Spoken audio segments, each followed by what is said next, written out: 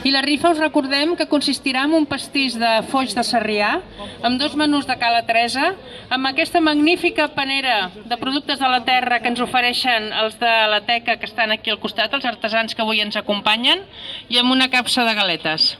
O sigui que gràcies a tots per la vostra col·laboració que ens permeten anar mantenint aquestes ballades. La propera sardana és d'una jove compositora que alguna vegada també ens ha acompanyat aquí, Rosa Mari Ramírez, nascuda a Manlleu el 1995, o sigui que només té 20 anys, però ja ha fet diverses sardanes i ha guanyat diversos premis.